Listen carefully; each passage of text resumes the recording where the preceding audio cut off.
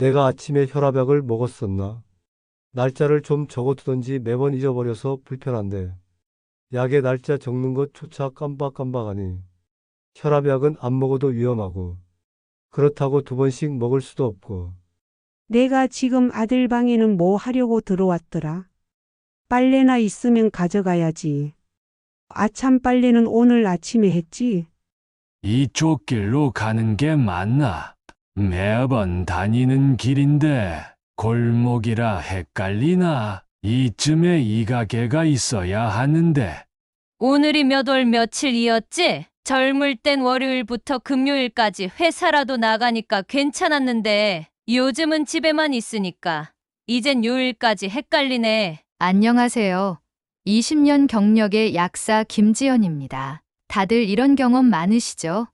이럴 때마다 혹시 나 치매 아닐까 하는 걱정에 잠 못 이루시는 분들도 많으실 텐데요. 오늘은 아주 쉽게 할 수 있는 치매 예방법에 대해 알려드리겠습니다. 치매는 조기 예방과 관리가 매우 중요합니다. 딱히 몸에 반응이 있거나 통증이 없으니 간과하고 지나치기 쉬운 질병입니다. 제가 오랜 경험을 통해 효과적이라고 생각하는 아주 쉬운 예방법과 우리가 몰랐던 놀라운 오해와 진실에 대해서도 공유해 드리겠습니다. 이런 좋은 정보를 담은 영상을 계속해서 받아보시려면 구독과 좋아요 버튼을 꾹 눌러주세요. 치매 예방을 위한 방법. 규칙적인 운동하기. 뇌 건강에는 신체 활동이 필수입니다. 하루 30분 이상 걷기만 해도 뇌 혈류가 개선되어 인지 기능 저하를 늦출 수 있습니다. 밖에 나가서 걷기 귀찮다면 TV를 보면서 제자리 걸음을 걸어주세요. 이때 팔을 앞뒤로 저어주시면 더욱 운동 효과가 난답니다. 또 500ml 생수병에 콩이나 쌀 등을 담아 위아래로 흔들어 보세요. 이는 팔 운동뿐만 아니라 곡식들이 흔들리면서 내는 소리가 뇌 건강에 좋은 자극이 됩니다. 종이 접기 하기. 사춘기 때 좋아하는 사람을 생각하며 학을 접던 기억. 다들 하나씩은 있으시죠? 이게 아니더라도 어렸을 때 종이접기 아저씨와 함께 종이접기를 따라했었죠. 이렇게 어려운 종이접기뿐 아니라 간단한 배접기나 딱지 접기도 종이접기에 좋은 예입니다. 그럼 종이접기는 왜 뇌 건강에 좋을까요? 이유는 다음과 같습니다. 첫째, 손을 움직이며 소근육 조절력과 손눈 협응력을 향상시켜 뇌의 운동 영역을 활성화합니다. 둘째, 복잡한 접기 단계를 따라하며 집중력과 기억력을 훈련시킵니다. 셋째, 3차원 공간 지각 능력과 기하학적 사고를 발달시켜 뇌의 공간 인지 영역을 자극합니다. 넷째, 완성된 작품을 만들어내는 과정에서 성취감과 긍정적인 감정을 느끼게 하여 정신 건강에도 도움이 됩니다. 다섯째, 양손을 사용하는 활동으로 좌우 뇌 반구를 모두 자극하여 뇌의 전반적인 활동을 촉진합니다. 지금 당장 아무 종이나 들고 학 한 마리 접어 보시는 건 어떨까요? 손끝 자극하기. 손끝 자극은 뇌를 활성화하고 치매 예방에 도움을 줄 수 있는 효과적인 방법입니다. 손끝에는 수많은 신경종말이 집중되어 있으며 이 부위는 뇌의 감각운동 피질과 직접 연결됩니다. 손끝 자극은 이 연결 경로를 활성화하여 뇌의 여러 영역을 자극합니다. 그리고 대뇌 피질에서 손가락과 손끝을 담당하는 영역은 상대적으로 매우 넓습니다. 이 지역을 자극하면 뇌의 신경 연결망이 강화됩니다. 다음은 일상에서 쉽게 실천할 수 있는 손끝 자극법입니다. 바로 손가락 피아노인데요. 테이블 위에서 손가락으로 피아노 치는 동작을 반복합니다. 이때 노래를 흥얼거리며 마치 대단한 피아니스트처럼 빠르게 손가락을 움직이면서 테이블을 꾹꾹 눌러주세요. 이 영상을 보고 계시는 분들 지금 한번 해보세요. 유튜브 영상을 보면서 치매 예방을 할 수 있습니다. 다음은 손가락으로 숫자 세면서 말하기입니다. 양손을 동시에 엄지부터 새끼손가락까지 순서대로 펴고 접기를 반복하면서 손가락에 번호를 매겨 숫자를 세어봅니다. 1, 2, 3, 4, 5, 5, 4, 3, 2, 1 하고요. 좀 더 난이도 있는 동작으로는 첫 번째, 세 번째 손가락을 동시에 접었다가 두 번째, 네 번째 손가락을 접는 동작을 반복해서 해보세요. 아주 효과적이랍니다. 손가락을 스트레칭하는 것도 아주 좋은 방법입니다. 손가락을 쭉 켜고 모으고를 반복하며 손가락 관절을 유연하게 합니다. 그리고 양손가락 끝을 서로 톡톡하고 두드려 보세요. 뇌가 자극되어 기억력도 좋아진답니다. 단추를 잠궜다가 푸는 동작을 해보세요. 옷의 단추를 잠그고 푸는 활동을 의식적으로 연습합니다. 비슷한 활동으로는 끈에 매듭을 묶었다, 풀렀다를 반복하는 것입니다.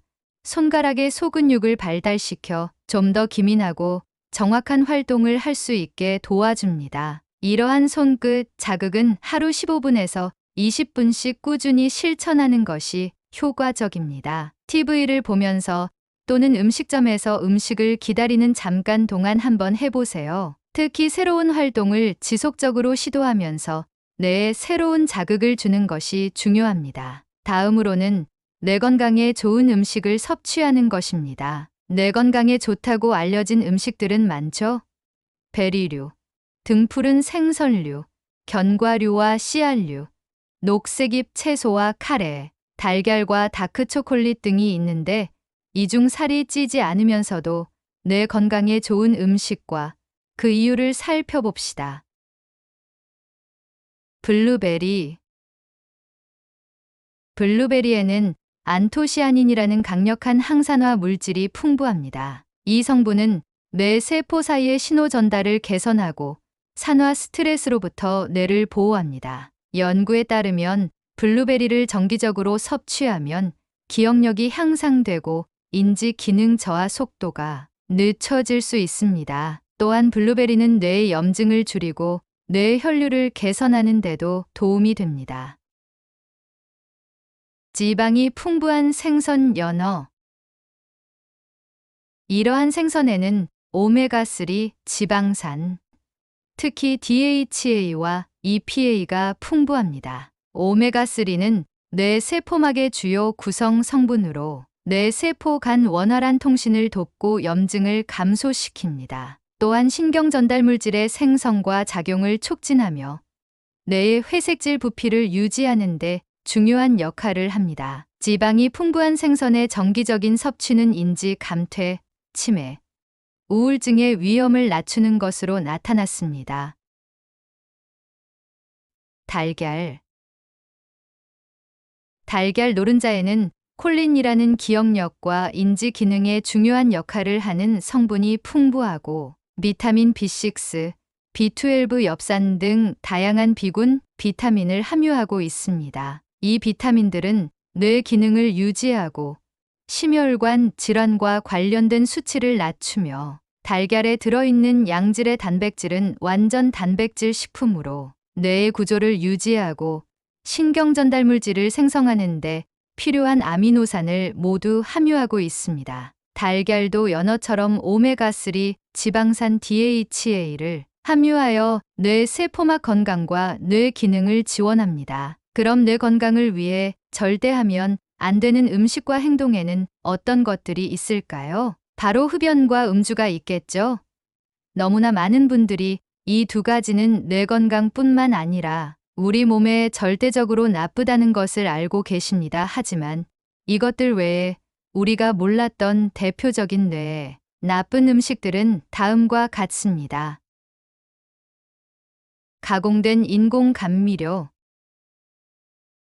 많은 다이어트 음료나 무설탕, 제품에 함유되어 있는 인공 감미료는 뇌 건강에 부정적인 영향을 미칠 수 있습니다. 특히 아스파탐과 같은 감미료는 신경, 흥분 독소로 작용하여 뇌세포에 손상을 줄 수 있다는 연구 결과가 있습니다. 또한 장내 미생물 균형을 방해하여 인지 기능과 기분에 영향을 미칠 수 있습니다. 많은 사람들이 이러한 제품을 건강에 좋은 선택으로 오해하기 쉽습니다. 정제된 탄수화물.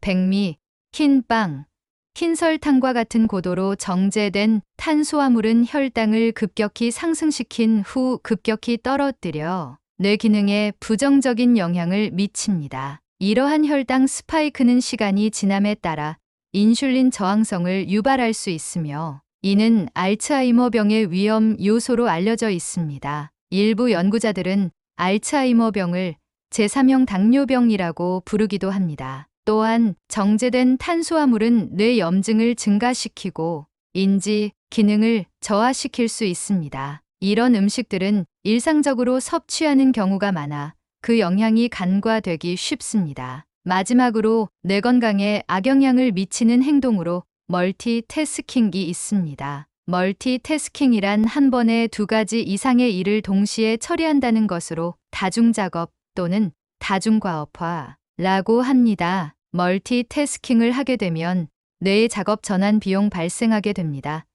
인간의 뇌는 실제로 여러 작업을 동시에 처리하지 못하고 빠르게 작업 간 전환을 합니다. 이 전환 과정에서 뇌는 인지적 비용을 지불하며 이는 집중력과 효율성의 저하로 이어집니다. 그리고 여러 일을 동시에 하면 어느 하나도 깊이 집중할 수 없어 표면적인 사고만 하게 됩니다. 이는 장기적으로 깊은 사고 능력을 약화시킵니다. 멀티태스킹은 또한 코르티솔과 같은 스트레스 호르몬을 증가시킵니다. 만성적인 스트레스는 기억을 담당하는 뇌의 부위인 해마의 크기를 줄이고 신경 연결을 약화시킬 수 있습니다. 이렇게 되면 인지적 피로가 가중됩니다. 끊임없는 주의력 전환은 뇌에 과도한 에너지를 소모하게 만들어 인지적 피로를 가속화하고 결정 피로를 유발합니다. 결국 멀티태스킹이 단기 기억에 과부하를 걸면서 정보를 장기 기억으로 전환하는 능력을 저하시킵니다.